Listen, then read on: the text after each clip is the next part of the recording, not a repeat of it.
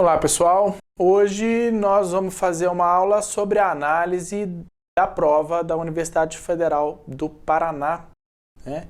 Primeira coisa que a gente tem que considerar quando a gente vai iniciar nossos estudos é para que concurso que a gente está prestando prova e entender que cada concurso é um pouco diferente do outro. Estudar para um concurso não é igual a estudar para um outro.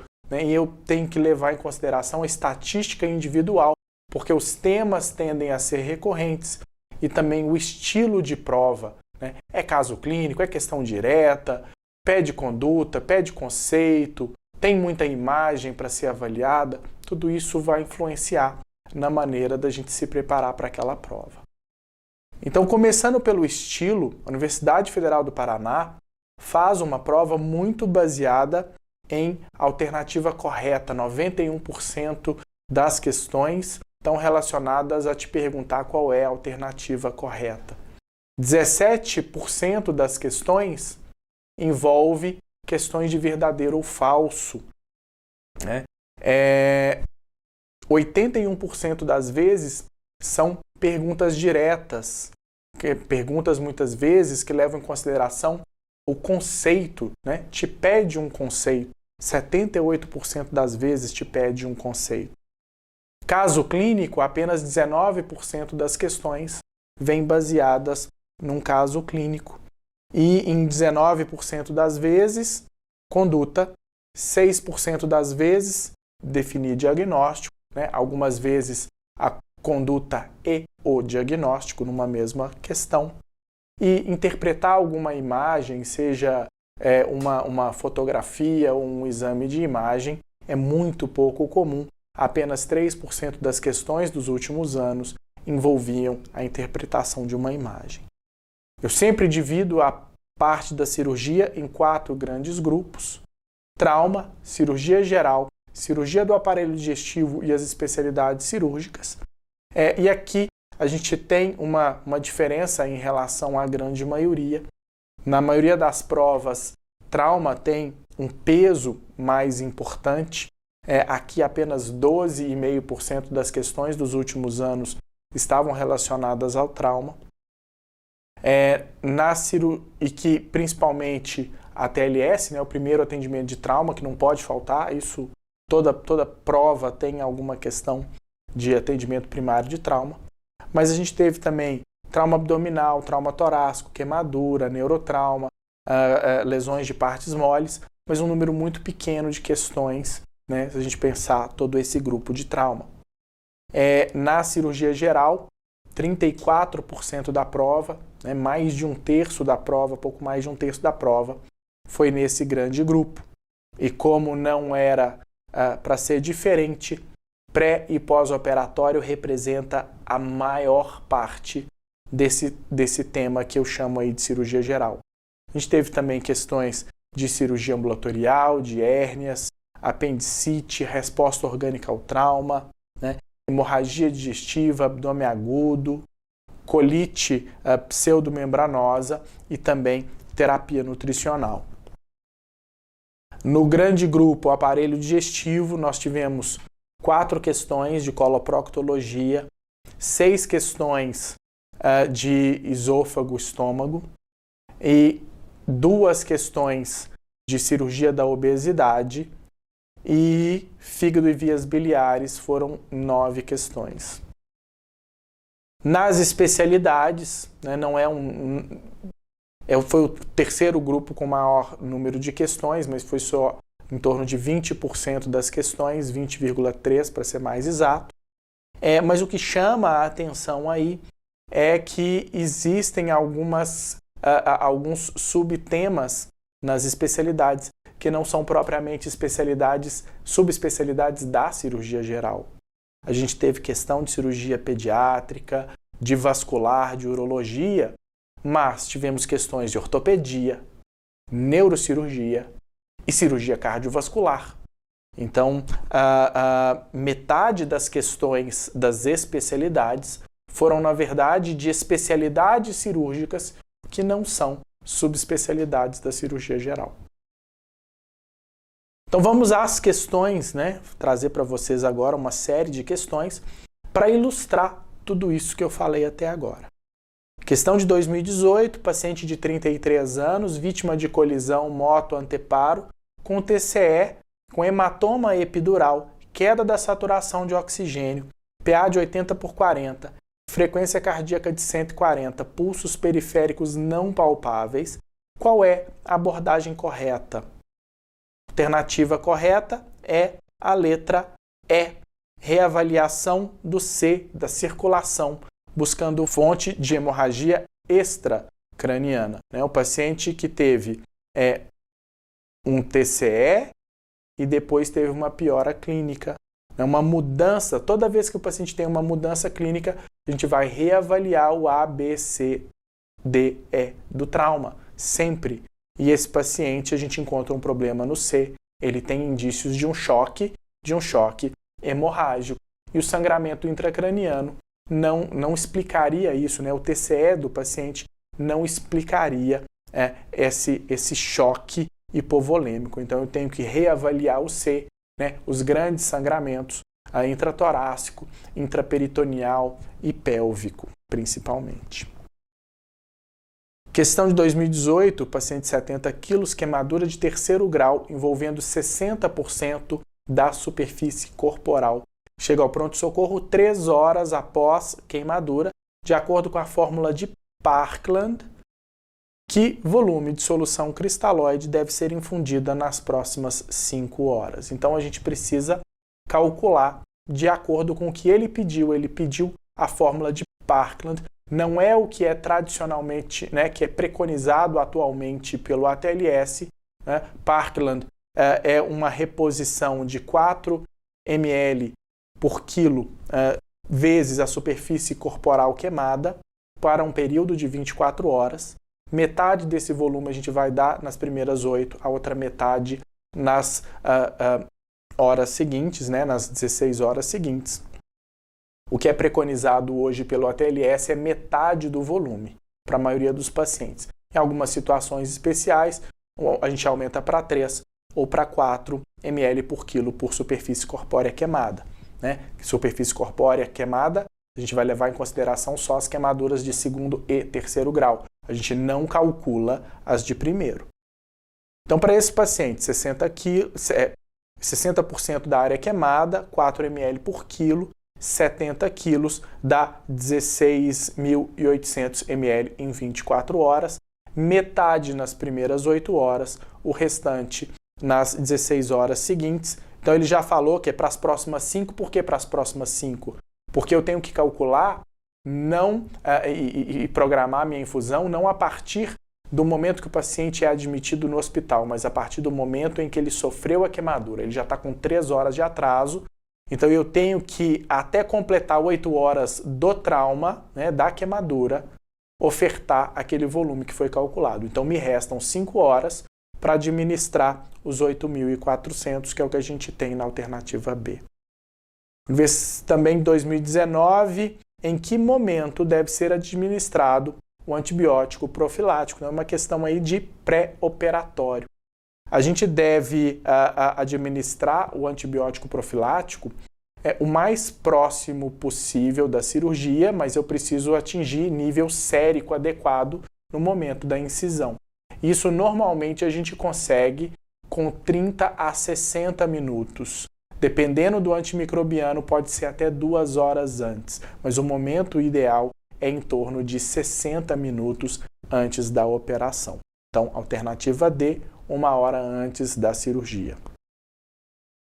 Questão de 2018, em relação à febre pós-operatória, assinale a alternativa correta. Febre pós-operatória, a gente não pode ter muito como errar. Ou a questão ela vai falar em resposta orgânica ao trauma como causa da febre pós-operatória, ou como a maioria das questões vai falar de atelectasia. Febre pós-operatória nas primeiras 48 horas, procura uma dessas duas respostas, atelectasia ou a resposta orgânica ao trauma. A alternativa B fala em atelectasia pulmonar, é fonte frequente de febre no pós-operatório inicial, principalmente em pacientes submetidos à cirurgia torácica ou abdominal, né? Abdominal alta principalmente, porque o paciente vai ter uma menor ventilação pulmonar, né, por causa da dor, uma restrição ventilatória no pós-operatório e acaba desenvolvendo a telectasia. A febre de origem infecciosa é muito rara na primeira semana, normalmente já com mais de uma semana. Ferida pode ser sempre, né, pensada como fonte da infecção, fonte da febre, mas é mais tardio, né, e pode acontecer em qualquer cirurgia, na infecção da ferida, até mesmo em cirurgias limpas vai acontecer, mas é mais tardio, normalmente já com mais de uma semana.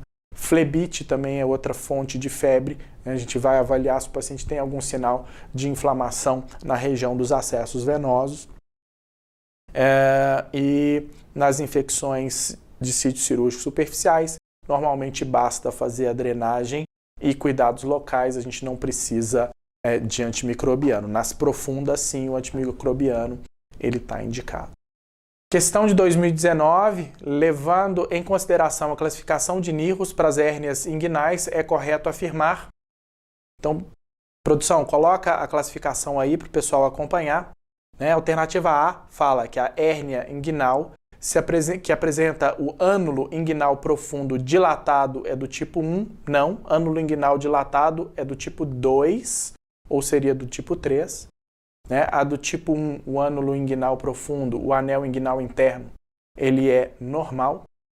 Alternativa B, hérnia inguinal direta é do tipo 2, não. Tipo 1 e tipo 2 são as hérnias indiretas, sempre hérnias indiretas. Né? A direta, ela é já com defeito da parede posterior, ela é um tipo 3, é um tipo 3A. Alternativa C, hérnia associada à dilatação do ânulo inguinal profundo e destruição da fáscia transversalis é do tipo 3. Sim, né? Toda vez que tem a destruição da fáscia transversalis, a destruição da parede posterior, ela é do tipo 3. Alternativa D, hérnia femoral é considerada do tipo 4. É correto, mas é parcialmente correto. Ela pode ser do tipo 3, um 3C, ou ela pode ser um 4C. Então, é correto. Não totalmente, é questionável. Caberia recurso a essa questão, que é isso que foi dado como resposta. E por último, hérnias recorrentes não são classificadas. Isso é falso. As hérnias recorrentes são classificadas como tipo 4. Então, aí, uma hérnia femoral recorrente é tipo 4, é um 4C. Né? Então, eu questionaria essa questão. Eu levaria isso aqui para a banca analisar. Questão 2017, paciente feminino, 18 anos, dor contínua de início insidioso a 10 horas no epigástrio, passando a região periumbilical. Há cerca de 4 horas a dor localizou-se na fossa ilíaca direita, refere também a anorexia e náuseas esporadicamente. No exame físico, observa-se abaulamento discreto na fossa ilíaca direita, dor à palpação superficial e profunda e descompressão brusca dolorosa. Temperatura de 38,7, ao toque vaginal, a dor à palpação do fundo de saco à direita. Qual o diagnóstico mais provável? Com base na história exame físico. Bom, mulher em idade fértil, com vida sexual ativa, a gente tem sempre que pensar em algum quadro ginecológico, a gente sempre tem que pensar em doença inflamatória pélvica. Mas esse quadro é bem mais típico, bem mais sugestivo de ser uma apendicite aguda. Então, portanto, a resposta é a letra C.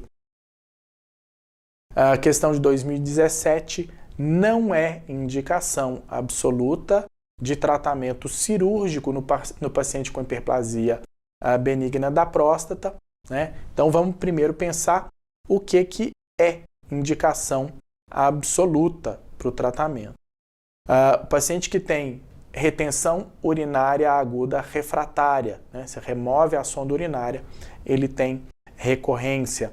A presença de divertículos vesicais, isso vai só piorar, favorecer a infecção, também é uma indicação para o tratamento cirúrgico.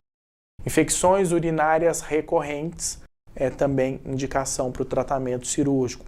Cálculos vesicais, né, eles vão só aumentar de tamanho, de número, vão só piorar, também é indicação de tratamento. O paciente que está desenvolvendo doença renal crônica pela obstrução, né, também é indicação. O tamanho da próstata, por si só, não justifica, né? O paciente pode ter uma próstata pequena com alguma dessas questões e ser indicado o tratamento. Ou às vezes tem uma próstata bem maior, mas ele está bem compensado, ele não ter indicação primária de tratamento cirúrgico. Então, a alternativa C, próstata com volume acima de 50 gramas, isso por si só não é indicação. Questão de 2018 com relação à doença do refluxo gastroesofágico, identifique como verdadeiras ou falsas. A primeira das frases aí, o esôfago de Barrett é definido como a presença de metaplasia intestinal na mucosa esofágica, correto. A segunda, esofagite erosiva ocorre em todos os pacientes com refluxo? Não. Cerca de metade dos pacientes com doença do refluxo não tem esofagite, nem mesmo esofagite edematosa, muito menos esofagite erosiva. Então é falsa. A próxima, a prevalência da doença do refluxo gastroesofágico está aumentando na população. Isso é verdadeiro, especialmente relacionado ao aumento da obesidade. E a próxima frase, os sintomas típicos da doença são pirose, regurgitação, tosse crônica, rouquidão e sibilos. Não, pirose e regurgitação são sintomas típicos, né? Tosse crônica, rouquidão, sibilos são considerados manifestações atípicas da doença do refluxo. Então, a primeira e a terceira são verdadeiras, as outras duas são falsas.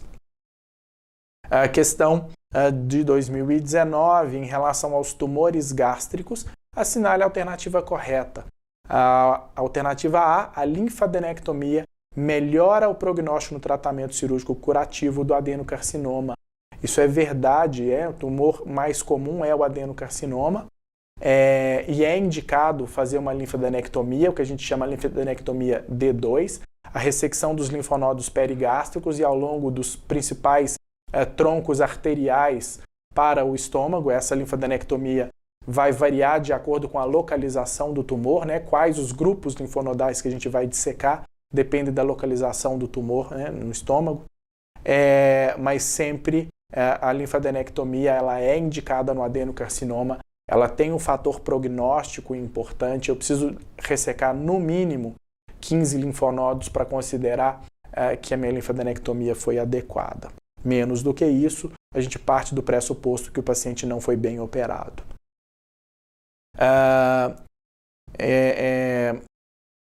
E aí outras coisas que estão aí na questão, né? Úlcera péptica, ela não tem uma relação com a evolução para o carcinoma. Eventualmente, eu acho que a úlcera é péptica, mas na verdade ela é neoplásica. Até 10% das úlceras gástricas que primariamente parecem ser úlceras pépticas, elas são na verdade um câncer gástrico, mas não é porque há uma transformação da úlcera péptica em câncer, né? É mais comum como sintoma do câncer que o paciente tenha saciedade precoce, anorexia, vômito e perda de peso não intencional, não a hemorragia digestiva. E adenoma é sim uma neoplasia benigna, mas é uma neoplasia. Questão de 2018, técnicas cirúrgicas aceitas para o tratamento da obesidade. Então, tem uma resolução do CFM de 2015 que define quais são as técnicas cirúrgicas e endoscópicas aceitas para o tratamento da obesidade. E nesta resolução lá, cita que a banda gástrica ajustável, que a gastrectomia vertical, que a derivação gastrojejunal em Y de Roux, que a cirurgia de Scopinaro e que a transposição duodenal e que, como técnica endoscópica, o balão intragástrico são técnicas aceitáveis.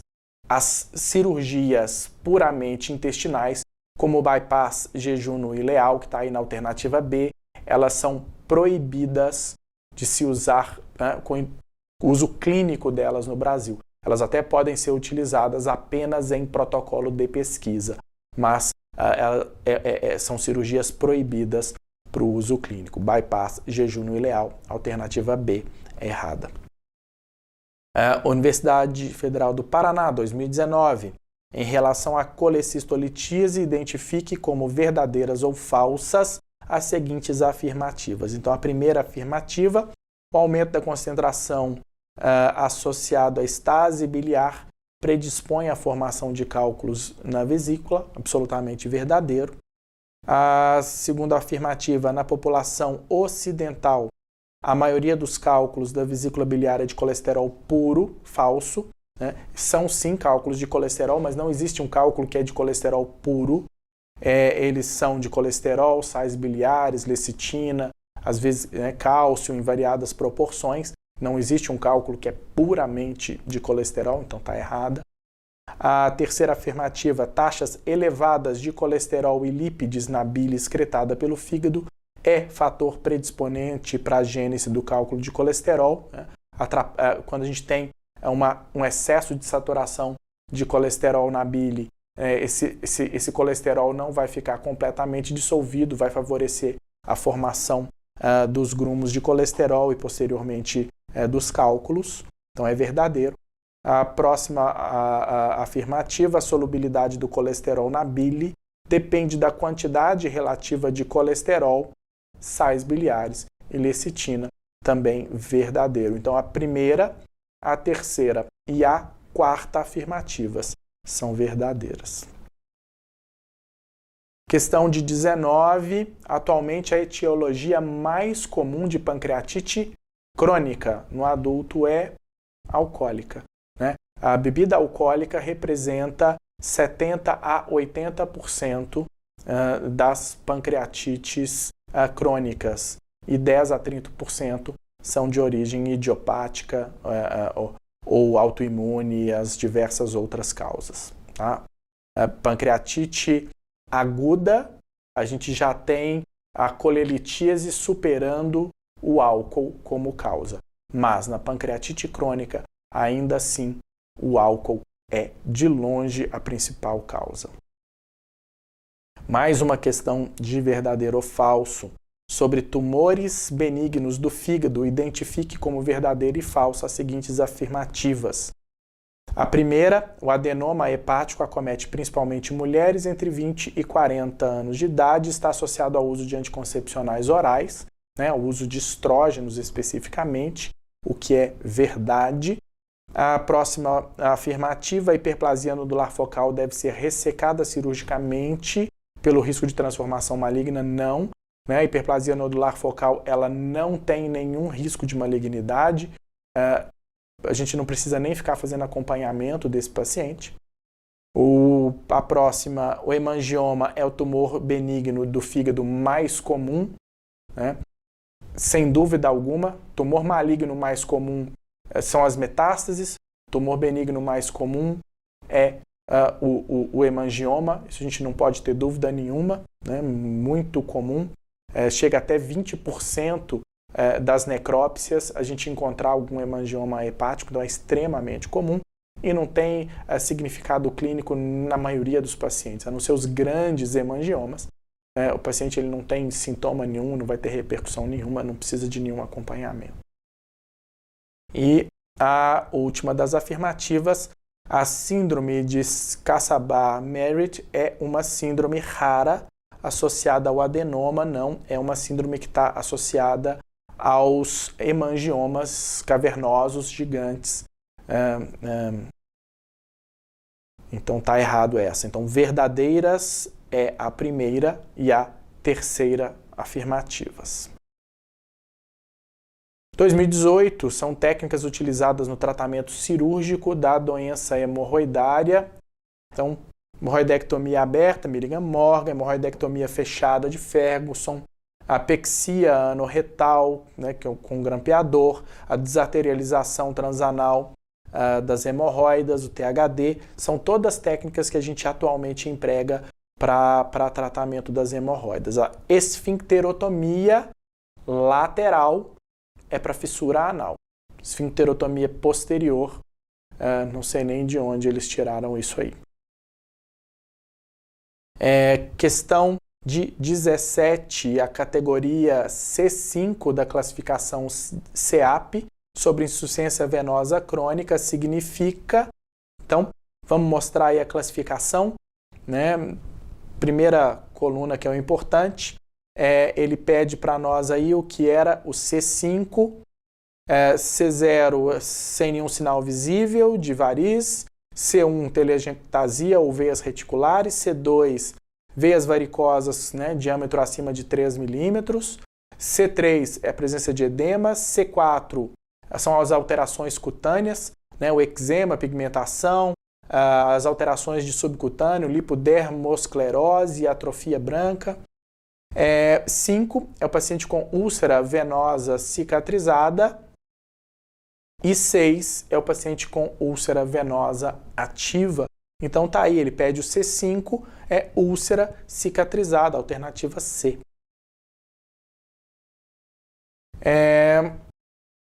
Então mostrei para vocês o estilo da prova, dei vários exemplos, né? Agora é seguir os estudos, né? Diante dessa informação, seleciona os assuntos que são mais comuns, mais prevalentes, né? E se esforce em se preparar bem para esse concurso, se ele for um que você considera de grande importância.